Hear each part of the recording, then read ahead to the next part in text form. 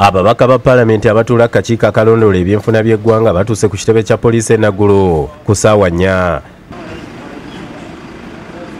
Basisinkanye omuduumizi wa poliisi Martin Okothoochola alaze obwetaavu obw'okukkiriza okwewola obukadde bwa $1,400 okulaba nga bamaliriza okussaayo CCTV Kkamera okusobola okunyweza ebyokwerinda mu ggwanga. Abasabye okuyamba poliisi okufuna ssente okulaba nga bamaliriza okuzimba ennyumba z'abaserikale e Naguru.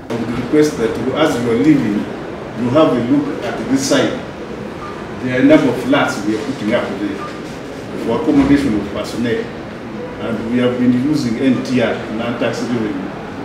Parliament allowed us to. So it has stalled because the money is off. So we would request that this coming financial year, again, you come to our rescue so that we complete them.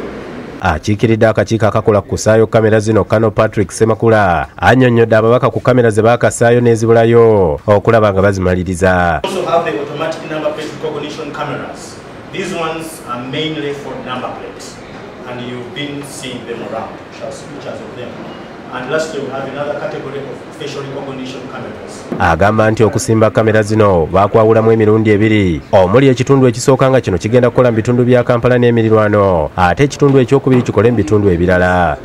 Phase 2, which will start towards the end of this year, will mainly include surveillance of municipalities, highways and major towns.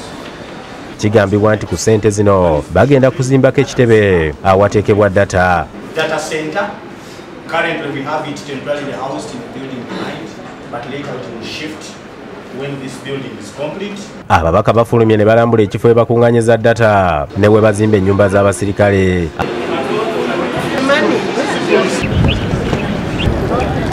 Ababaka beeyongeddeyo okutuuka ku CPS okumanya engeri kamera zino gye zikolamu.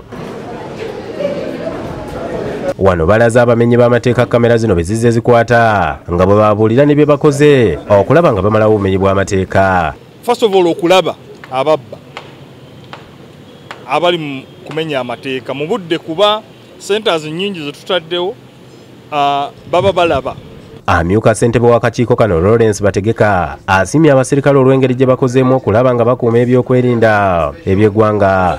Motor vehicle accidents, outright crime, concealed crime, both during night and during day, and there is no doubt that this is taking Uganda to a higher level in terms of security.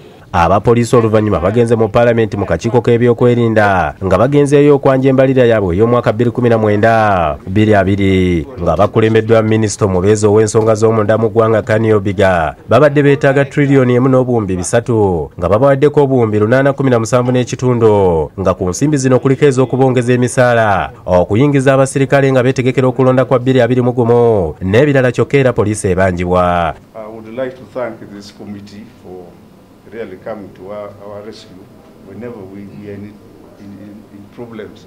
Sulaiman Mutebi, Nobedi Utale bakusakidde egguli lino ku lwa Bukedde TV.